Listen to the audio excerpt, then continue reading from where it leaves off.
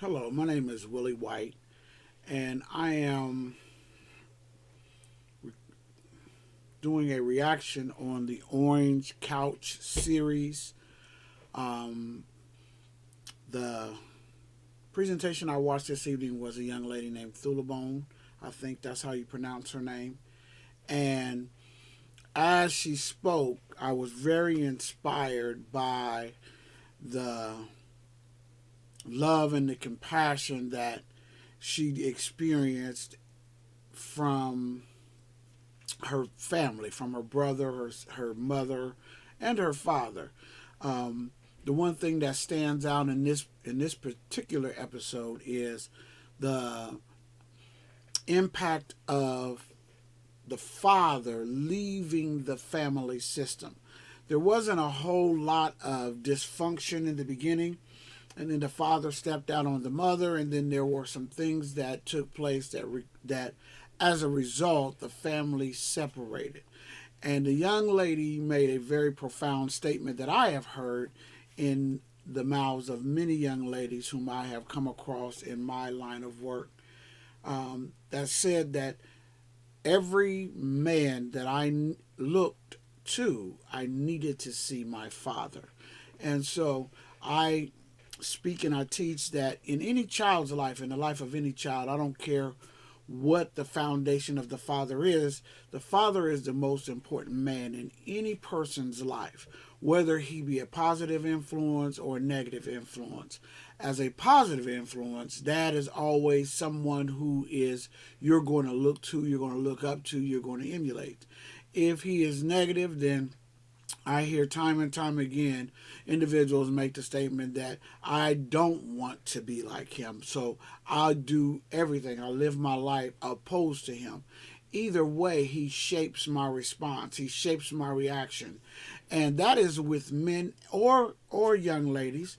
And the opposite of that, I mean, not the opposite, but a part of that image for the young lady is a little different because in many cases, we as children, male children, fall in love with women who remind them of characteristics of their mother, and young ladies fall in love with or seek out men who have characteristics similar to their father. And that's not always a bad thing. I don't want to say that in a negative connotation completely.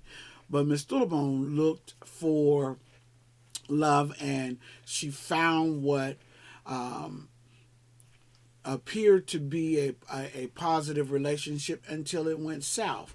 The one thing that I feel that her grooming and her environment created was the inability to walk away from a bad situation. She had been groomed to be able to endure that, watching her mother stay in that place for probably a little too long. And even though mom may have stayed too long, but mom, when she came out, was a foundation for change.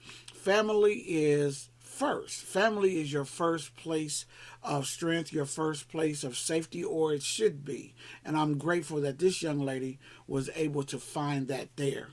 But like many victims of abuse, individuals who suffer domestic violence, gender based violence, any type of intimate violence in the home, these people find themselves in a place where they are confused.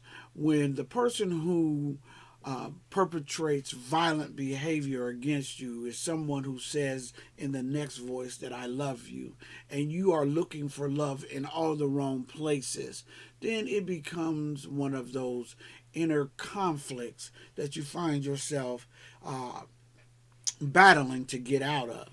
But but her story was a story of victory. Her story was a story of conquest.